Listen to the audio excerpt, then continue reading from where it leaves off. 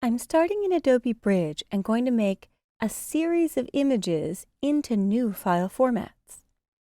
If I look at my Chapter 2 folder and click the little triangle to expand, you'll see I've got a Monterey aquarium folder. And there's some pictures of jellyfish. What I'd like to do is take the raw camera JPEGs and put them into Photoshop format so that I can make edits. I'm going to use some of these for backgrounds for a brochure that I'm working on. At the same time, the person I'm working with wants to view these, and I don't want to eat up their inbox or use some online service to send them the big original files because they're just proofing. They don't need my high-res data. So I want to make small, emailable versions of these to compress and attach.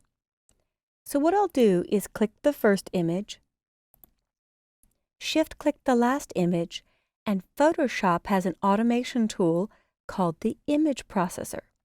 And Bridge, which I launched through File, Browse in Bridge in Photoshop, hooks me into the Image Processor. It's a script that's basically written for you. So under my Tools menu and Photoshop, I'm going to run the Image Processor with the images I want to convert to a new format selected.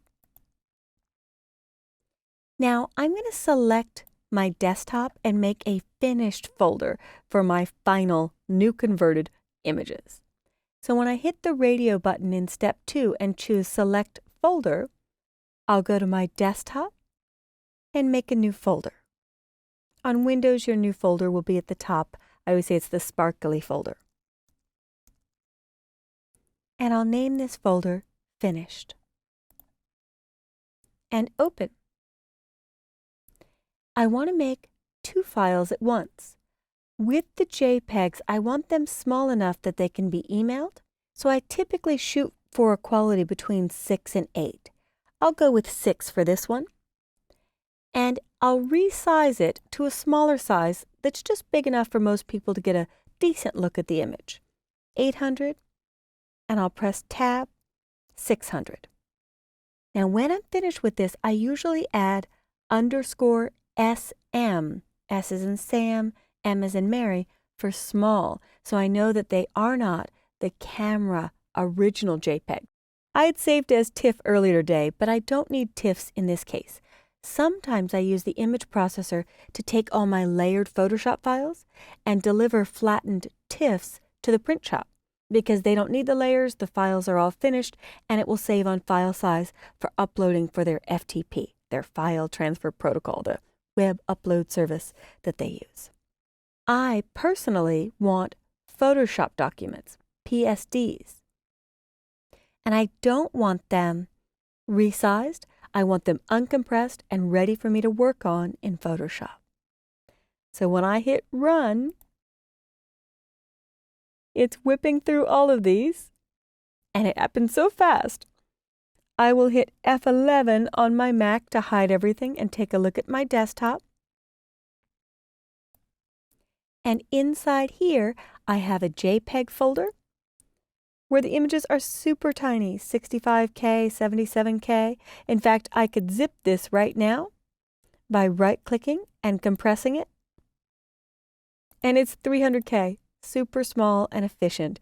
I get a little frustrated when people send back and forth the uncompressed or raw camera files because it just eats up the inbox and I may only need to look at the image. So this is a kind thing to do. Now the Photoshop files, if I expand to see their file size, all between 6 and 7 megs, some close to 8.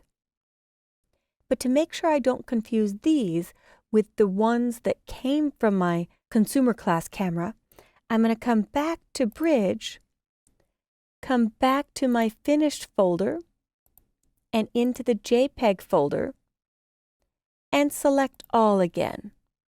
Edit, select All. And then I'll choose Tools, Batch Rename, but I'll keep the current file name, and I'll leave the case, and I'll attach new text of _SM for small. And here's what each file will get. So when I hit rename, they're done, and I don't confuse them with the untouched original images from the camera. As a final note, if I don't remember what camera I owned at the time, or I want to see what camera model it is, in the metadata, metadata means extra data about the file stored in the file, you can scroll down and often see the device that it came from. So I'm going to expand everything. I could see that I took it because I attached the metadata when I captured the image.